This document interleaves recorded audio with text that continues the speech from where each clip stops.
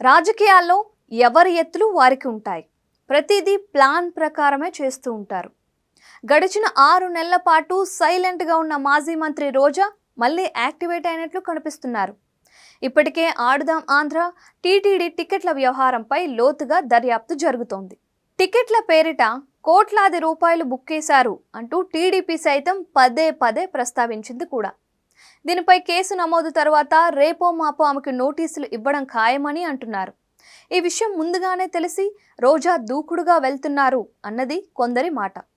శుక్రవారం వైసీపీ పోరుబాట కార్యక్రమంలో కూటమి ప్రభుత్వంపై దూకుడు ప్రదర్శించారు ఆమె. దమ్ముంటే అరెస్ట్ చేసి జైల్లో పెడతారా, పెట్టండంటూ సవాల్ విసిరారు.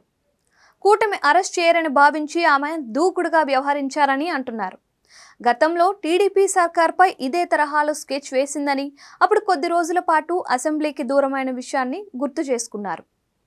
రెచ్చగొట్టి అరెస్ట్ చేస్తే సింపతి క్రియేట్ అవుతుందని, తద్వారా ప్రజలకు మరింత దగ్గర అవ్వచ్చు అన్నది ఆమె భావన. ప్రస్తుతం రోజా కూడా అదే చేస్తున్నారు అని అంటున్నారు. మరోవైపు 2 సార్లు ఎమ్మెల్యేగా గెలిచిన ఆమె ఓసారి మంత్రిగా కూడా పనిచేశారు. ఓడిపోయిన తర్వాత దాదాపు అజ్ఞాతంలోకి వెళ్ళిపోయారు. నగరం నుంచి చెన్నైకి మకాంని మార్చేశారు.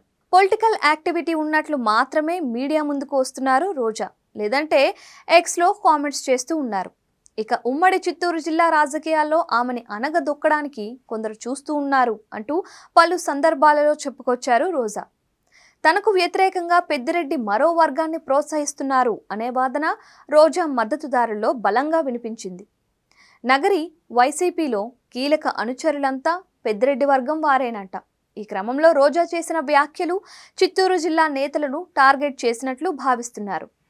పార్టీ దారుణంగా దెబ్బతినడానికి దిగజారిన రాజకీయాలే కారణం అని చెప్పకనే చెప్పారు. ఆమె వ్యాఖ్యలు మాజీ మంత్రిని ఉద్దేశించి చేసినవేనని అంటున్న వాళ్ళు లేకపోలేదు.